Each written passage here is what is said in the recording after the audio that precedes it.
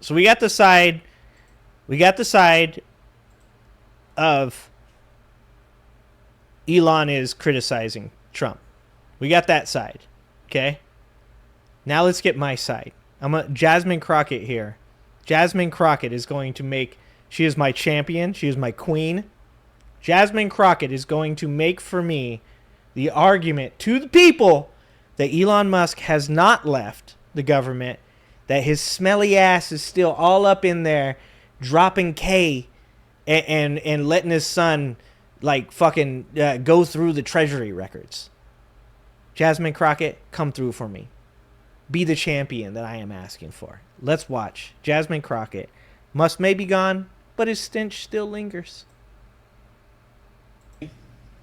Musk is not completely going away. Elon has worked tirelessly helping lead the most sweeping and consequential government reform program in generations. I expect to remain a friend and an advisor, and certainly if there's anything the president wants me to do, I'm at the president's service. Boom! Fucking winning! Winning! The motherfucker gave him a gold key! Do you need any better metaphor for what exactly Elon Musk is going to be locked out of than a golden key from the government? That shit right there, if that isn't foreshadowing, I do not know what it is. Doge cuts have certainly been sweeping. According to a New York Times analysis, Doge has cut 99... Oh, good thing we cut 99% of Voice of America. A fucking a news radio that broadcasts to other nations throughout the world to help to spread democracy and give the rest of the world a reason to be something like America. Just like Joseph McCarthy, Donald Trump doesn't like it when a news media station actually just reports facts. Hates that shit just like McCarthy did. Oh, good thing we cut USAID, the main contributor to good capital, good faith capital for the rest of the world, the soft power that America has. So now we have cocoa trees in countries that we could be helping that are being destroyed by black rot. Cocoa prices are going through the roof because America refuses to step in. Oh, this is fucking amazing. We cut AmeriCorps. That's amazing. We are really doing the Department of Education. Only 46% at least. Really, we are making this country so great, guys. Doing a fucking great job. 9% of personnel at broadcaster Voice of America and USAID, as well as nearly half the workforce at the Department of Education and nearly a quarter of employees the voice at of HHS. Trump bandit. Oh, as no. for the $2 trillion in savings Musk promised last fall, it's just $175 billion. And it's not $175 billion. They fired people. They cut USAID. They got rid of the voice. They want to end Sesame Street. They want to end NPR. They want to end PBS. This country is fucking stupid. As of this week, according to DOGE's website. Although the website has a history of dubious information, for instance, it claimed $8 billion in savings from a contract that was actually just $8 million and posted quote-unquote receipts that saved no money. And there's no real evidence of the fraud Musk has pledged to find. The so-called fraud Doge touted was either previously uncovered or wildly overblown. Jesus. Joining us now is the Congresswoman from Texas, Jasmine Let's Crockett, go, Jasmine. who serves on the House DOGE Subcommittee. Congresswoman, welcome to the weekend. So just your thoughts on Elon Musk and his departure from Washington. Hallelujah is what I gotta say. Is it Sunday? Let us all give thanks to the good Lord above. Listen, let me tell you something. He is gone, but the Musk is still going to linger in the air. we know, as you went through in your intro, that there are so many people that have been impacted by these ridiculous and not thought out cuts. And it's not just the federal workers, it's those constituents of ours, our citizens, that are being impacted the hardest by these cuts. Yeah, did you guys see More Perfect Union has a video? And they go to West Virginia, and they talk to Trump supporters. Not Jordan Klepper Trump supporters, not JFK Jr.'s coming back from the dead Trump supporters. Like conservatives that voted for Trump because they thought that he was going to turn the economy around and that he's going to bring back jobs. So when you talk about places like West Virginia, you're talking about cities that like boomed during manufacturing, like Detroit, for one, in Michigan is a great example of the car manufacturing boom, right? And there are legitimate reasons for why those people despair, why they feel so bad, why they're so desperate for anybody that will like reach out to them and help them.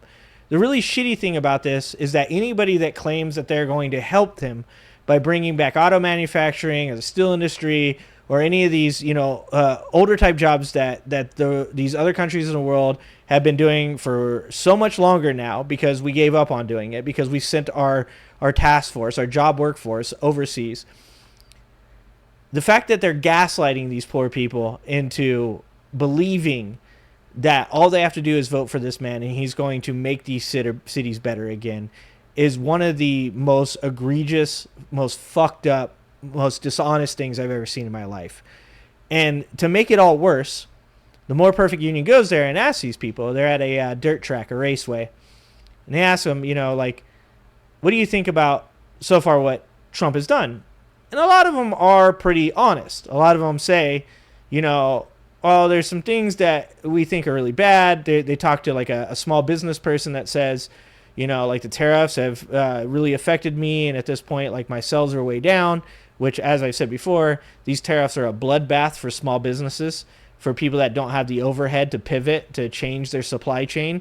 It is an absolute bloodbath for small businesses to keep tariffs in place, even at 10%. And, they're not going to be able to just change their supply. But once again, Donald Trump's a big business person. He said about farms, he said, small farms are bad, big corporate farms are good. They do things more efficiently. They are better for the country because they produce better stuff. These people also talk about, other things that he's done that they're like, oh, it could have been better this, it could have been better that. But one of the main things that they get to, that they talk about, is that the budget office that they cut is in this town. And it is one of the biggest employers, if not the biggest employer in this town. And over 100 people were fired from this place. And they talked to a couple people that were working there that said, this is like one of the only jobs in the city, the only good paying jobs in the city. So the thing about saying that Trump's going to help these Bible Belt, industrial cities get back to where they were before is not only is he gaslighting these people by saying that he's going to do something that he can't or will not do, but even worse, he fired people from the only place that was giving these people jobs. And then, in my opinion, as I stated at the beginning of the stream, I believe that they are replacing these people with artificial intelligence. Not just artificial intelligence, but beta artificial intelligence. So it's just a compounding problem. Not only are you firing people, you are then replacing these people with automation, which means that even if the economy were to get better, that these people wouldn't get their jobs back in this city at this government facility, because once automation makes its way into a job, it doesn't get less, it only gets more. Something I've tried to explain to people before. If you have a company and they're offered a AI or automation solution, a lot of companies are going to be really scared to use that automation at the very beginning because it costs a lot of money. You have to create infrastructure. You have to train less employees, but you do have to train some employees on how to use it properly, right? So it's actually a large upfront cost to bring in automation. So a lot of companies that are doing well do not incorporate automation until it's a necessity to do so. Once they do incorporate automation and they see that they can drive profits while pushing down labor costs, not only do they increase the amount of automation within their business, but other companies see what they do, see the profits that they generate, and then they follow along with what they did. This is one of the things that I said when people say, when somebody says Biden's unemployment was 3.9% and he added 16 million jobs or whatever it was, right? And people say, who cares? That doesn't count. That doesn't count. He added all the jobs back that were lost during COVID. What you're not recognizing is that those jobs still existed when those people came back into the workforce. Because Joe Biden was somebody who legitimately cared about the blue-collar people in our country. He came from Scranton, Pennsylvania. He was a blue-collar guy. He legitimately cared about those people. He walked a picket line with those people. He supported unions because he supported those people. Donald Trump doesn't believe any of those things. He hates unions. He doesn't give a shit about blue-collar people. He thinks that bigger corporations do it better than smaller businesses. And like I said, it's not just a single lane problem where people are going to lose their jobs. It's not just a dual lane problem where they're going to lose their jobs and then he's gaslighting them and he's not really going to bring back manufacturing to these cities. But it's even worse than that.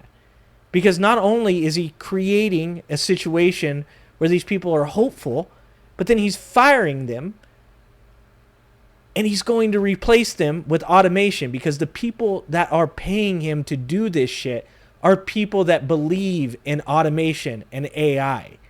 And unless you get a democratic socialist or socialist president to follow up on this shit and put something like UBI in or put in some kind of social safety net like SNAP or welfare for people, this is a fucking ticking time bomb. This is the worst case scenario that this country has faced since the Great Depression. The fact that people are calling this the possibility of being the Greater Depression should tell you enough. These aren't Democrats saying this. Is fucking the rich dad, poor dad guy. He's about as far away from being a liberal as you possibly can be. And he is forecasting that this will be a Greater Depression. And it's not going to get better. That's what's so fucking bad about this.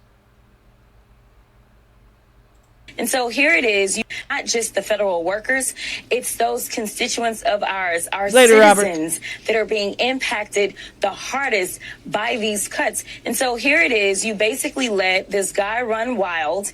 And honestly, I feel like all of the cuts to federal employees, that was nothing more than a distraction for the things that he really wanted to do, which is to make sure that there was no oversight over his companies, the companies that were under investigation. This was to kind of keep us busy and distracted. And unfortunately, in the process, we have harmed our federal government. And ultimately, we are harming our overall economy. Look at them fucking... Goddamn, dude. I hate mainstream media. Look at the chick in the top right. The white chick. What the fuck are you smiling about? Oh my God. Bottom left understands. Bottom left is like, oh my God, this shit is bad. Top right is like, I'm supposed to smile. I'm on the news media. I'm supposed to smile. I don't know. Maybe I'm fucking up. But that shit sticks out to me. I'm like, what the fuck are you smiling about? This isn't... Like, come on, dog. Economy. Yeah, Congressman, like you said, the damage has already been done. The people have been fired. A lot of those changes have been made. Is there any reason for folks to anticipate that at some point the Congress or someone will be able to claw back some of these jobs and policies there we go. that Stop people smiling. really need around the country? I mean, would you really want to work for the federal government at this moment? I mean, like let's be honest. Yeah. You know, in reality, we have been down as it relates to some of our federal workforce anyway. This is one reason that the Biden-Harris administration invested so much money in the Inflation Reduction Act when it came to the IRS, because they wanted to make sure that those people that were best trained to do those complicated audits of people's taxes, which is who gets audited? Who gets audited in America? Ultra wealthy people. Wealthy people get audited. One of the reasons that they wanted to add those 80,000 plus employees to the IRS wasn't because those people were going to come and check on your ass that makes $70,000 a year. It was because the most money that can be made in our government is by auditing rich people that use loopholes and commit tax fraud. And conservatives are so fucking thick. So thick. That they're coming for me. We shouldn't improve the IRS because the IRS is going to come and get my money. They don't come for you. And if you fucking ever looked up a statistic in your entire fucking life, you would know that. But you don't want to look that up because it's going to break your whole fucking reality. The amount of money that the government makes by auditing middle-class families is like a 1-for-1. In other words, they spend like $1 and they make like $1. The amount of money that the government makes by auditing ultra wealthy or wealthy people they spend $1 and they make $7. These are people that are committing tax fraud. These are people that are using loopholes.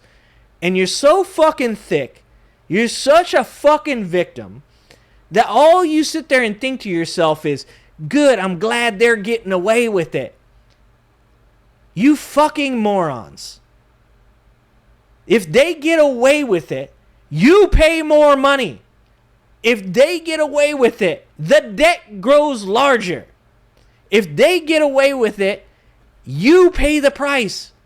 And it only gets worse the bigger the wealth gap gets. But you're just going to sit there and talk about, I don't think the IRS should get any bigger because we shouldn't have to pay taxes. You know who don't pay fucking taxes? People that are wealthy enough to employ people to find loopholes so that way they don't have to. You know who does pay taxes? You do. And you always will, no matter what fucking Donald Trump tells you.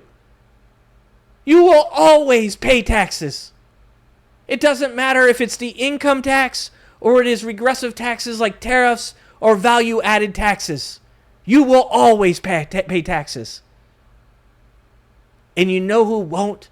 The people that you are supporting in keeping their fucking boot on your fucking neck. You thick motherfuckers. God damn it.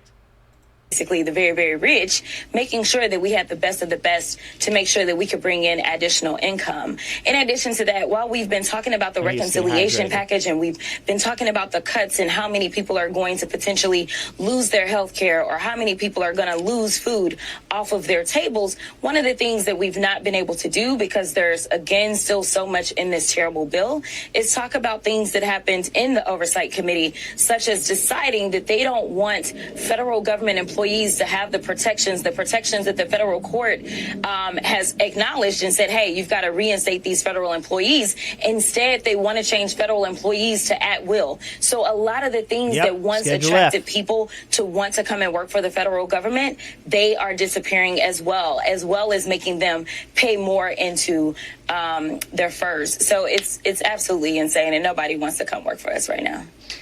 Congresswoman, yesterday in the Oval Office, it didn't exactly sound like Trump and Elon Musk were completely breaking up. He sounded like he might still be lingering in some unofficial capacity. Yet, he had to end his special. He was at the final day as a special employee. How is the House Oversight Committee going to keep holding I guarantee they found a workaround. DOGE and Elon Musk accountable? You said keep. We never started. DOGE was just a little pet project for Marjorie Taylor Greene to be able to say, hey, they gave me something. I've got a gavel. And so, the last DOGE hearing that we had, it was on trans folk doing fencing. We were talking to people that don't get any federal dollars whatsoever, and dealing with that. We have a DOGE subcommittee hearing coming up, and it's to talk about NGOs and basically to go after them. We have had a hearing on PBS and talk about why it's important to quote unquote defund PBS. We've not dealt with those things. We have tried to subpoena Elon Musk before. The Republicans did not want to do that. I don't know why you wouldn't want to have your main man come in and tell us about all the great work that he's doing, unless he absolutely isn't doing any great work. Because he is high as fuck on ketamine. So, listen, I think that unfortunately we're going to have to wait until the Democrats are in the majority, which will hopefully be in the midterms. And then we can absolutely bring Elon Musk in and we can have him under oath and we can have him tell us about everything that he did. Because as I've been home this week, to hear from my seniors that are concerned and don't have answers about. You know why they don't want to bring him in? Because he can't do what all these other people do. He can't do what the Hegseths do. He can't do what RFK's doing. He can't do what Kristi Noema's doing. Elon Musk will 100% put his fucking foot in his mouth. He'll say something stupid. He'll say something that will get him in trouble and get other people in trouble. They will never allow Elon Musk to sit on that stand in front of these people and get picked apart like they know he will. God damn, they will never do that. How much information he had access to and what he did with that sensitive information, they are scared.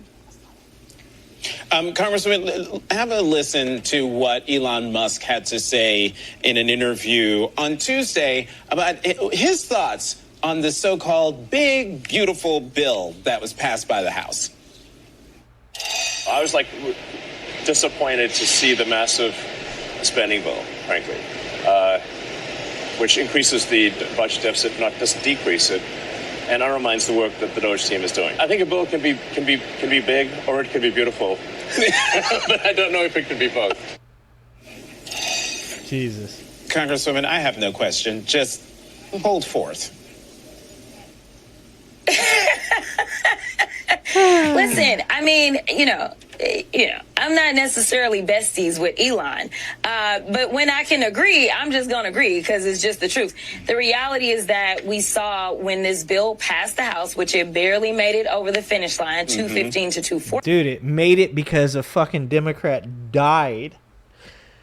Oh my God. You want to talk about me getting upset with the Democratic Party and the age of the people. What is it, 3 Democrats have died because of how old they are that haven't been replaced yet? Oh.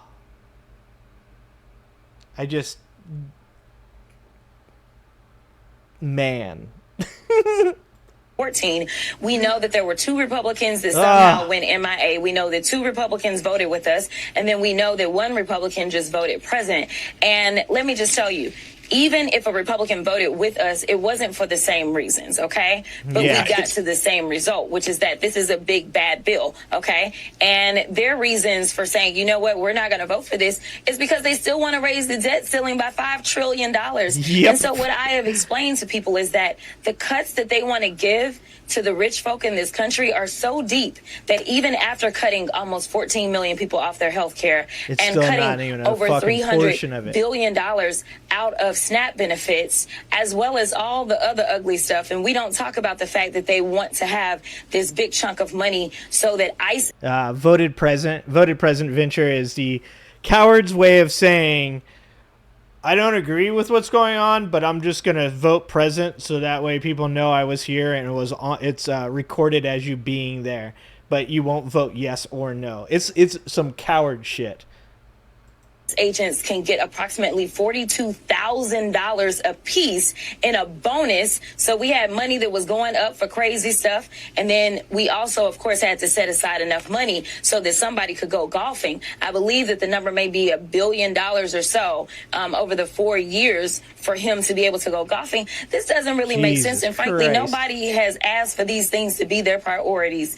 But there are fiscal, responsible Republicans that are saying, listen, I don't think they really care about the cuts, but they absolutely care about the fact that we still are needing to lift the debt ceiling and honestly have nothing to show for it.